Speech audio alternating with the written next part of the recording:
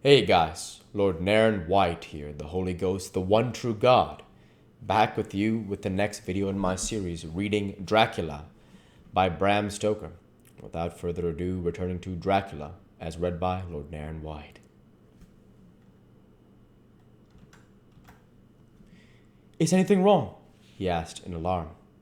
No, I replied, but Mina wants to see Dr. Van Helsing at once.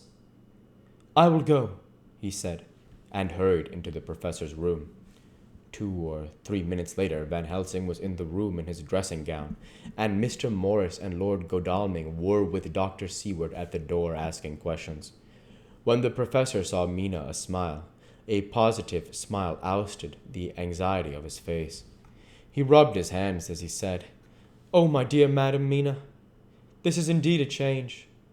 See, friend Jonathan, we have got our dear Madam Mina, as of old, back to us today." Then turning to her, he said cheerfully, "And what am I to do for you? For at this hour you do not want me for nothing." "I want you to hypnotize me," she said. "Do it before the dawn, for I feel that I can speak, and speak freely. Be quick, for the time is short." Without a word, he motioned her to sit up in bed. Looking fixedly at her, he commenced to make passes in front of her, from over the top of her head downward, with each hand in turn. Mina gazed at him fixedly for a few minutes, during which my own heart beat like a trip hammer, for I felt that some crisis was at hand. Gradually her eyes closed, and she sat stock still. Only by the gentle heaving of her bosom could one know that she was alive. The professor made a few more passes and then stopped, and I could see that his forehead was covered with great buds of perspiration. Mina opened her eyes, but she did not seem the same woman. There was a faraway look in her eyes, and her voice had a sad dreaminess which was new to me. Raising his hand to impose silence, the professor motioned to me to bring the others in. They came on tiptoe, closing the door behind him, and stood like the foot of the bed, looking on. Mina appeared not to see them. The stillness was broken by Van Helsing's voice speaking in a low, level tone, which would not break the current of her thoughts. "Where are you?" The answer came in a neutral way. "I do not know. Sleep has no place it can call its own." For several minutes there was silence. Mina sat rigid as the professor stood staring at her fixedly. The rest of us hardly dared to breathe. The room was growing lighter. Without taking his eyes from Mina's face, Dr. Van Helsing motioned me to pull up the blind. I did so, and the day seemed just upon us. A red streak shot up. A rosy light seemed to diffuse itself through the room. On the instant, the professor spoke again. "Where are you now?" The answer came dreamily, but with intention. It were as though she were interpreting something. I have heard her use the same tone when reading her shorthand notes. "I do not know. It is all strange to me." "What do you see?" "I can see nothing. It is all dark." "What do you hear?" I could detect the strain in the professor's patient voice. "The lapping of water. It is gurgling by, and little waves leap. I can hear them on the outside." "Then you are on a ship." We all looked at each other, trying to glean something from the other. We were afraid to think. The answer came quick. "Oh, yes." "What else do you hear?" "The sound of men stamping overhead as they run about. There is the creaking of a chain, and the loud tinkle as the check of the capstan falls into the ratchet." "What are you doing?"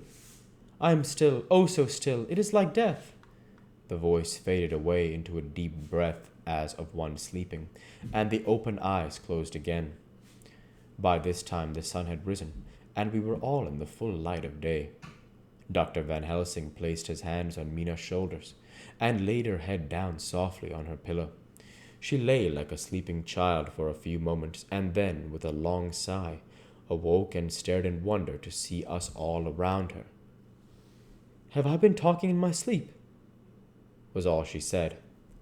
She seemed, however, to know the situation without telling, though she was eager to know what she had told. The professor repeated the conversation, and she said, "Then there is not a moment to lose. It may not yet be too late."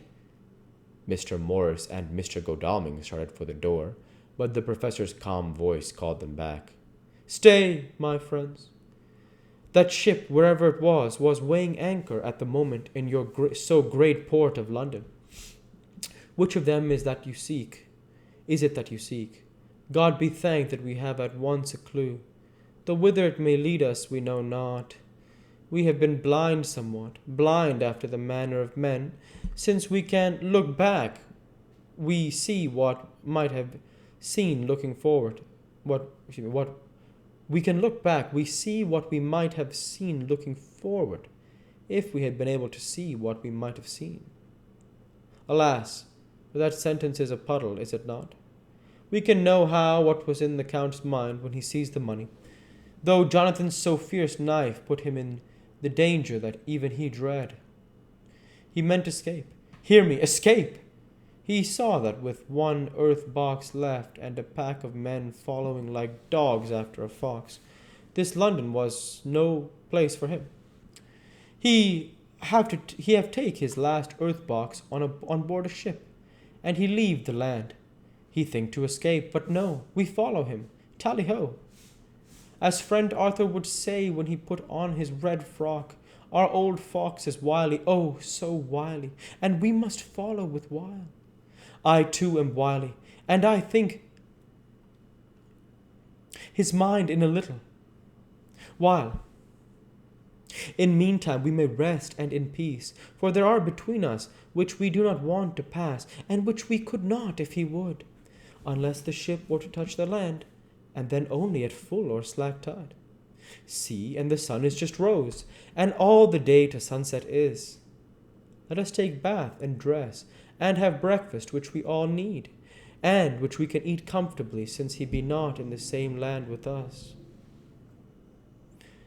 Mina looked at him appealingly, and she asked, "But why need we seek him further when he has gone away from us?"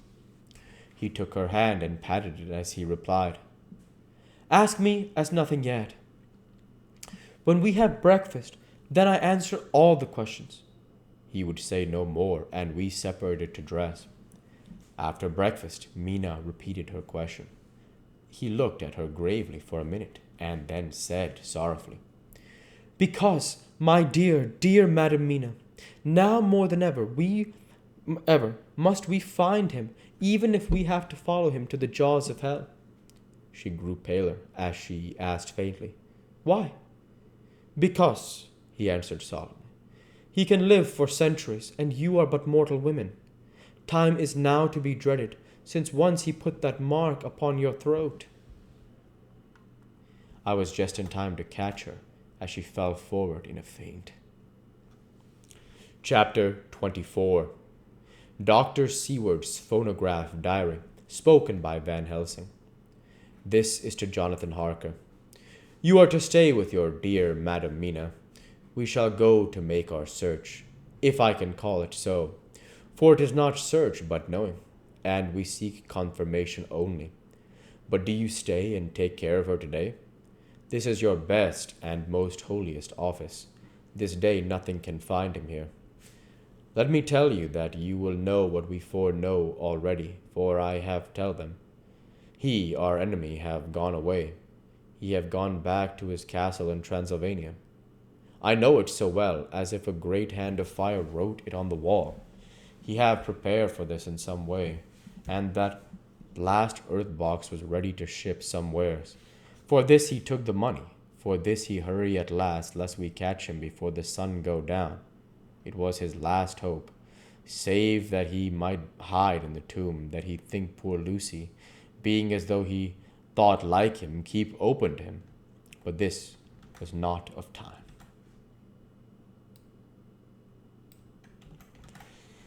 We'll go ahead and stop there for this week. As usual, I want to say thank you for watching, and I hope you enjoyed. Please like, comment, and subscribe, as it greatly helps the channel. Light be with you all. Take care, and thanks again.